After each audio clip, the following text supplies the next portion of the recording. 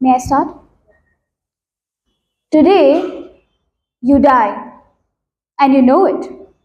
You know it as you're dragged from the white van, as your feet stumble towards a stage built for your final moments.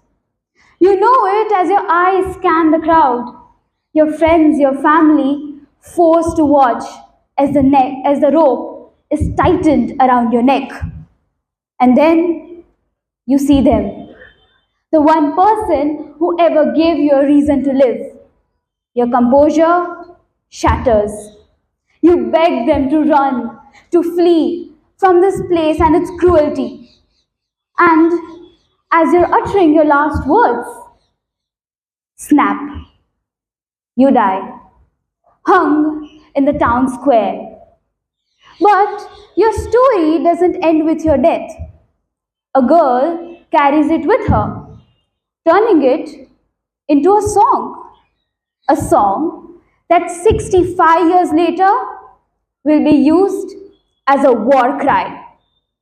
Greetings to one and all present here. I am Vihaa, standing before you with poetry in my heart and chaos in my bones. What I just described is a world where survival is valued more than sincerity, where control is mistaken for safety, and where the lines between right and wrong blur so gradually that people stop noticing they've crossed them. Welcome to Panem, a nation divided into 12 oppressed districts ruled by a seemingly decadent capital. Well, behind its glittering facade, the capital hides a dark secret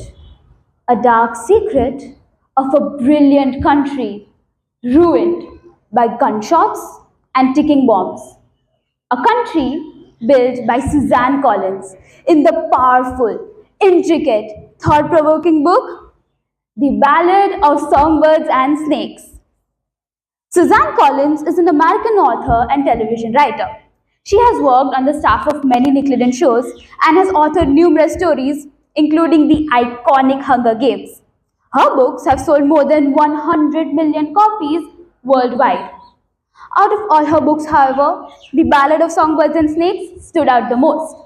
It is a prequel to the Hunger Games trilogy and takes place during the 10th edition of a brutal battle to the death called the Hunger Games.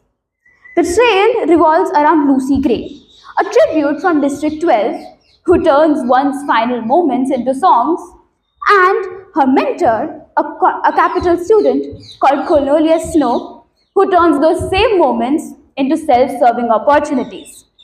This book stayed in my mind and haunted my heart for a time far longer than the last page. Not just because of the story, but because of what the story is trying to convey. Collins doesn't glorify a villain. She shows how every person stands at the edge of becoming one.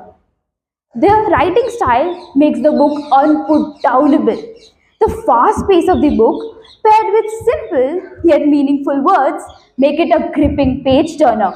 Collins also makes profound use of literary devices by using imagery in Lucy's performances, foreshadowing in Snow's fixation on control, and symbolism in the book's title itself. Collins doesn't just write a story, she builds a world. This book is extremely special. It shows the birth of a villain. It shows a slow transformation of a young boy to a tyrant. A transformation which leads to the saddest death in the tale. Not the death of a character, but the death of Snow's humanity.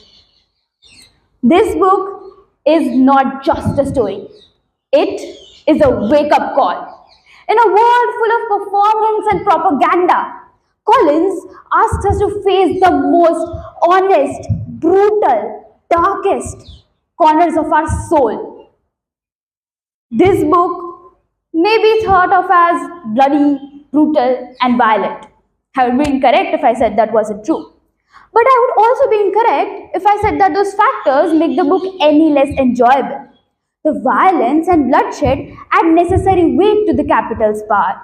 It shows the scars left on those who are oppressed by the capital. In the end, I would just like to say, The Ballad of Songbirds and Snakes is a book worth reading, not only for its story, but also for the way it affects how you look at yours. Trust me when I say, by the end you will not view war cries as mere angry chants, but instead as maybe, just maybe, the last words of a dying, desperate man 65 years ago. Thank you.